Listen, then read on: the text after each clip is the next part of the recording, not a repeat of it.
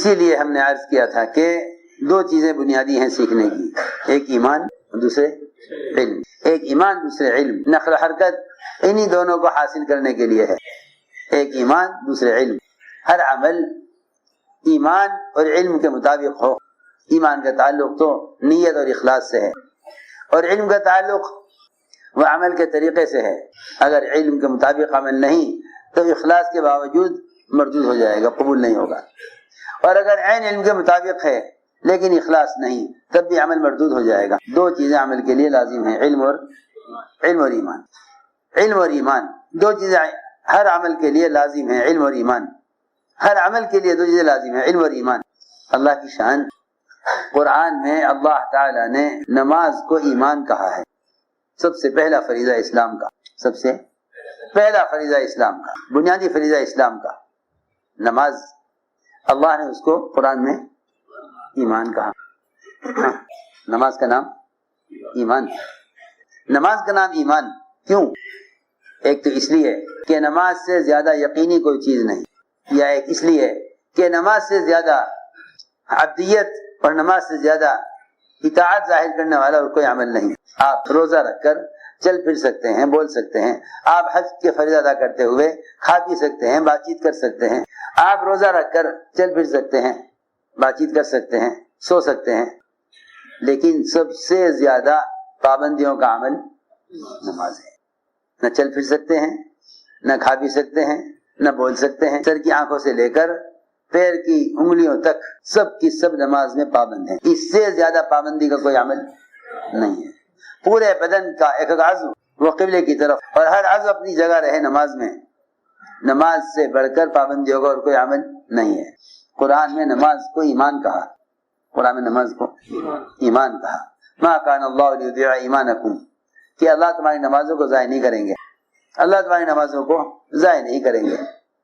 معلوم ہوتا ہے کہ سب سے بڑا اللہ کی اطاعت کا مظہر نماز ہے، اطاعت کا مظہر نماز ہے، نماز اللہ کی اطاعت کا سب سے بڑا مظہر ہے۔ لیکن چند چیزیں ایسی ہیں کہ اگر ان کا اہتمام نہ کیا جائے تو نماز جو اسلام کا رکن ہے اور اسلام میں انسان کے سر کا درجہ رکھتا ہے، یہ ہے کہ یہ نماز اگر علم کے مطابق نہیں تو یہ نماز قابل قبول نہیں ہو۔ اس لیے فرمایا کہ نماز سے لے کر حج اور زکوٰۃ اور روزوں تک سارے فرائض کی قبولیت وہ علم پر موقوف ہے، علم پر موقوف ہے، یہ علم پر موقوف ہے۔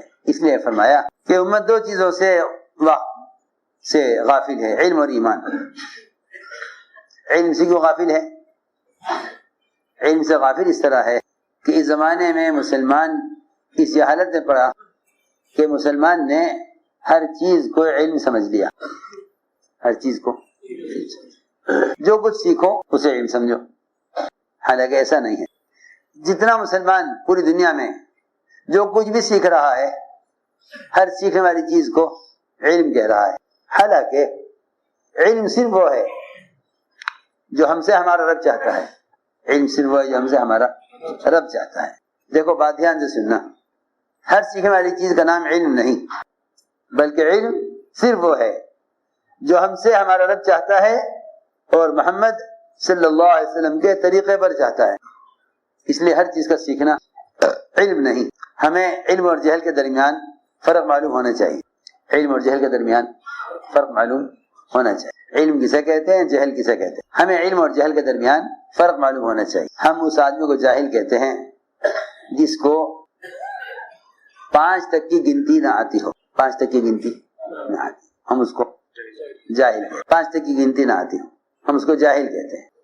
حالانکہ سب سے بڑے عالم، امام المحدثین، اور سب سے بڑا علم کا حدیث کے علم کا ذخیرہ رکھنے والے ابو ہریرہ، سب سے بڑا علم کا ذخیرہ رکھنے والے ابو ہریرہ، سب سے زیادہ احادیث یاد رکھنے والے، سب سے بڑا خزانہ علم کا ابو ہریرہ کے پاس۔ حضرت عمر سے کہنے لگے 2 اور 3، حضرت فرمایا یہ 2 3 کیا کرتے ہو، 5 کیوں نہیں کہتے؟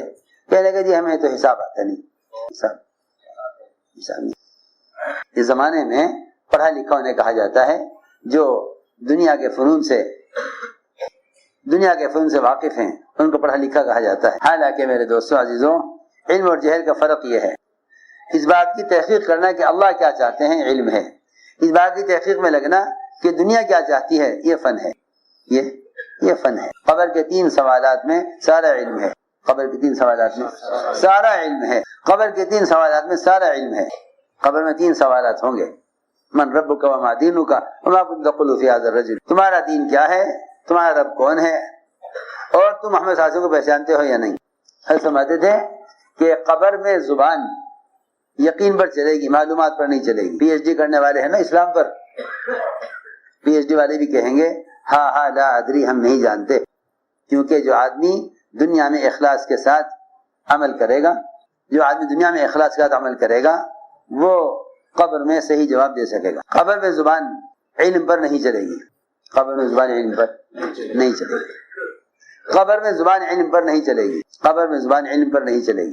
جو آدمی اخلاص کے ساتھ عمل میں لگا ہوا ہے دنیا میں وہ قبر میں جواب صحیح دے سکے گا, وہ قبر میں جواب صحیح. کما تحین و تموتون, کہ تمہاری زندگی جیسی گزری ہوگی تمہاری قبر کا کے سوال جواب ایسے ہی ہوں گے.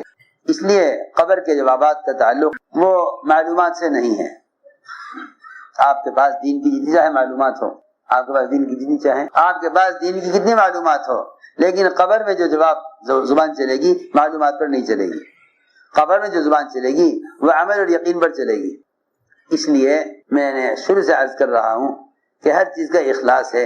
ایمان کے اخلاص یہ ہے کہ منکر سے روک دے, نماز کے اخلاص یہ ہے کہ فحش اور برے کاموں سے روک دے. ایسے ہی علم کا بھی اخلاص ہے, علم کا بھی. صحیح حدیث ہے, فرمایا علم 2 قسم کا ہے, زبان کا اور دل کا. علم 2 قسم کا ہے, زبان کا اور دل کا. دل کے علم پر تو سارے اعضاء چلیں گے, اور دل کا علم یہ ہے کہ یہ علم دل میں اللہ کا خوف پیدا کرے, دل میں اللہ کا, جی ہاں, علم اللہ کا خوف پیدا کرے. فرمایا انما یخشی اللہ من عباده العلماء, کہ اس کے سوا کوئی بات نہیں کہ اللہ سے ڈرنے والے صرف علماء ہیں. اگر دل میں علم کے بقدر خشیہ ہے پھر تو یہ عالم ہے, اور اگر دل میں خشیہ نہیں ہے تو پھر اس کے پاس علم نہیں معلومات ہے. علم نہیں ہے معلومات ہے.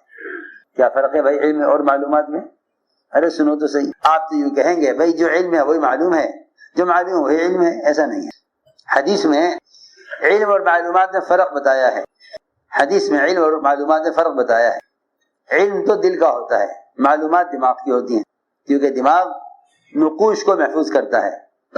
عبارتیں یاد ہو جائیں گی, عبارتیں یاد ہو جائیں گی, مفہوم ذہن میں بیٹھ جائے گا. یہ علم کا نقشہ ہے, یہ علم کا نقشہ ہے جس کو تیز دماغ نے محفوظ کر لیا. موسیٰ فرماتے تھے کافر بھی علم حاصل معلومات حاصل کر سکتا ہے لیکن دل سے اندھا ہے, دل سے اندھا ہے. کیا آپ اگر کوئی کافر کوئی کتاب یاد کر لے تو آپ اس کو عالم کہیں گے؟ بولو تو صحیح. اگر کوئی مشرک کوئی کتاب یاد کر لے تفسیر کی, فقہ کی, ہاں, تو کیا آپ اس کو عالم کہیں گے کہ نہیں؟ علم کا اطلاق جو ہوگا وہ تو دل کے ایمان پر ہوگا, معلومات پر نہیں ہوگا. میری بات توجہ چاہتی ہے. ہم سمجھتے ہیں زیادہ معلومات ہوگی زیادہ بڑے عالم ہوں گے, حالانکہ جتنے علم پر عمل کرو گے اتنے علم کا اجر ملے گا. یہ نہیں کہ زیادہ علم حاصل کر لیا زیادہ اجر مل جائے گا, ایسا نہیں ہے. بلکہ جنت میں بھی جو درجہ ملے گا وہ علم کی بنیاد پر نہیں ملے گا کہ بھائی بڑے عالم ہیں ان کا درجہ جنت میں اونچا ہو. اگر علم ہوتا برائے علم پھر تو جنت میں درجہ علم کے بقدر ہوتا. اگر علم ہوتا برائے علم تو جنت میں درجہ علم کے اعتبار سے ہوتا. جس کو زیادہ علم ہے اس کا درجہ زیادہ اونچا ہو جنت میں, حالانکہ ایسا نہیں ہے. جنت میں جو درجہ ملے گا وہ تو عمل کے بقدر ملے گا. جنت کا درجہ صحیح روایت ہے بخاری شریف کی کہ جنت میں درجہ عمل کے بقدر ہوگا, اور داخلہ اللہ کے فضل سے ہوگا. عمل سے تو داخلہ نبی کا بھی نہیں ہے جنت میں. ارے سنو تو صحیح, عمل پر تو داخلہ جنت میں نبی کا بھی نہیں ہے. اوہو, ہم تو سارا یہ مطمئن کہ میں اپنے عمل سے جنت میں داخل ہو جاؤں گا, حالانکہ نبی کا بھی داخلہ جنت میں عمل سے نہیں. آپ نے فرمایا کہ کوئی جنت میں اپنے عمل سے نہیں جائے گا. صحیح حدیث ہے, فرمایا جنت میں کوئی اپنے عمل سے نہیں جائے گا. حضرت عائشہ یہ سمجھی کہ یہ آپ امت کے بارے میں کہہ رہے ہوں گے کیونکہ امت کے اعمال اس قابل نہیں کہ وہ جنت میں لے جائیں، جنت میں داخل کر دیں۔ حضرت عائشہ نے عرض کیا اور آپ اے عائشہ میں بھی جنت میں اپنے عمل سے داخل نہیں ہوں گا، اللہ تعالیٰ اپنے فضل سے داخل کر لیں، اللہ اپنے فضل سے داخل کر لیں تو کر لیں، مگر میں بھی جنت میں اپنے عمل سے نہیں جاؤں، میں بھی جنت میں اپنے عمل سے نہیں جاؤں، اللہ اپنے فضل سے داخل کر لیں تو کر لیں۔ میں نے عرض کیا جنت کا داخلہ تو اللہ کے فضل سے ہے لیکن درجہ عمل سے ہے، علم سے نہیں، جنت کا درجہ علم سے نہیں عمل سے ہے۔ اس لیے میں نے عرض کیا کہ علم دو قسم کا ہے، زبان کا اور دل کا، حدیث میں دونوں کا الگ الگ بیان کیا گیا ہے، صحیح روایت ہے العلم علمان، علم دو قسم کا، زبان کا اور دل کا۔ زبان کا علم یہ تو مصیبت بنے گا ابن آدم کے لیے کہ سیکھا تھا اس پر کیا عمل کیا، اور دل کا علم نفع دے گا، دل کا علم نفع دے گا۔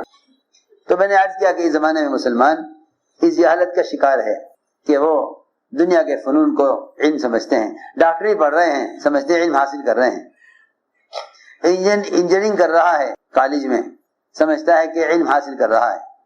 ہم صاحب فرماتے تھے وزارت کا، تجارت کا، سائنس کا، دنیا کی مختلف چیزوں میں ریسرچ کرنے کا، یہ جتنا بھی پڑھنا ہے، فرماتے تھے کہ سب کا سب جہل ہے، سب کا سب جہل ہے، سب کا سب جہل ہے۔ اس بات کی تحقیق کرنا اللہ مجھ سے کیا چاہتے ہیں بس یہ علم ہے۔ دیکھو میری بات توجہ سے سنو، اس بات کی تحقیق کرنا اللہ مجھ سے کیا چاہتے ہیں بس یہ علم ہے، اس بات کی تحقیق کرنا اللہ مجھ سے کیا چاہتے ہیں بس یہ علم ہے۔ باقی دنیا کے فنون میں لگنا اس کا تعلق ایک وقتی ضرورت سے ہے، آخرت سے اس کا کوئی تعلق نہیں، آخرت سے اس کا کوئی تعلق، ہم نہیں کہتے نہ سیکھو، اس کا تعلق ایک آدمی بڑھائی ہے، کارپینٹر ہے، وقتی طور پر دنیا میں انسانوں کی ضرورت پوری ہو جاتی ہے اس سے، اگر وہ یہ فن سیکھ رہا ہے تو اس کا تعلق محض بشری حاجت سے ہے، محض بشری حاجت سے تعلق ہے، آخرت سے کوئی تعلق اس کا نہیں ہے۔ جتنے بھی دنیا کے اہل فنون ہیں انہیں آخرت میں ان فنون پر کچھ نہ ملے گا، کیوں؟ اس لیے کہ نہ آخرت میں اعمال کے بارے میں سوال ہوگا، اس کا سوال نہیں ہوگا کہ آپ نے دنیا میں کیا بنایا۔ میں نے عرض کیا کہ پہلے اس جہالت سے نکلو، پہلے اس جہالت سے نکلو کہ ہر چیز کو علم کہنے لگو۔ علم صرف اسے کہتے ہیں، علم میں لگنا اس بات کی تحقیق میں لگنے کو کہتے ہیں کہ میرا رب مجھ سے کیا چاہتا ہے، میرا رب مجھ سے، بس کتنا آسان ہو گیا۔ علم میں لگنا اس بات کی تحقیق میں لگنا کہ میرا رب مجھ سے کیا چاہتا ہے۔ حضرت عمر رضی اللہ تعالی عنہ علم حاصل کیا، علم حاصل کیا، قرآن کا بھی حدیث کا بھی، سب سے زیادہ آپ کی منشا کو پہچاننے والے عمر، بلکہ ایسے عمر کہ اس درجے کا علم رکھنے والے، اس درجے علم رکھنے والے عمر رضی اللہ تعالی عنہ حلال چیزوں کے نقصانات دیکھا کرتے تھے، حلال چیزوں کے نقصانات دیکھا۔ آج کل کے پڑھے لکھے میں جو کچھ کہہ رہا ہوں توجہ سننا، آج کل کے پڑھے لکھے یہ تو حرام چیزوں کے منافع دیکھتے ہیں، آج کل کے پڑھے لکھے حرام چیزوں کے فائدے دیکھتے ہیں کیا ہے، پھر تعویلیں کرتے ہیں، بھائی نہیں یہ تو یوں ہے، یہ تو وہ حرام تھا یہ حرام نہیں ہے، وہ حرام تھا یہ حرام نہیں ہے۔ جی ہاں، آج کل کی چیزیں لوگ انہیں کوشش میں ہیں کسی طرح حلال ہو جائیں کیونکہ اس میں ان کو فائدے اور منافع نظر آ رہے ہیں۔ جی ہاں، حدیث میں آتا ہے ایسا زمانہ آئے گا کہ لوگ کہیں گے کہ نہیں بھائی وہ حرام تھا یہ حلال ہے، حالانکہ کسی کا حرام حلال ہونے کا تعلق ٹیکنالوجی سے نہیں ہے، کسی کا حرام حلال ہونے کا تعلق ٹیکنالوجی سے نہیں ہے۔ ٹیکنالوجی وہ تو حرام کی شکلیں بدل دیں گی، وہ حرام کی شکلیں بدل دیں گی، مقاصد وہی ہوں گے، مقاصد وہی ہوں گے، شکل وہ حرام کی شکل کو بدل دیں گے۔ مسلمانوں میں پڑھے لکھے یوں کہیں گے کہ بھائی وہ حرام تھا یہ حلال ہے، حدیث میں ہے، جو حدیث کی بات عرض کر رہا حدیث میں ہے کہ ایک زمانہ آئے گا کہ لوگ حرام کو حلال کریں گے اور یہ کہیں گے کہ وہ حلال وہ حرام تھا یہ حلال ہے، حالانکہ دونوں کے مقاصد ایک ہی ہوں گے، مقاصد دونوں کے۔ میں تو کہہ رہا تھا کہ اس زمانے کے پڑھے لکھوں کا مزاج یہ ہے کہ حرام کو کسی طرح حلال کر لو تاکہ اس کے فائدے حاصل ہو جائے. اور عمر رضی اللہ عنہ اس کوشش میں تھے کہ جو چیز حلال ہے اسے حرام کراؤ.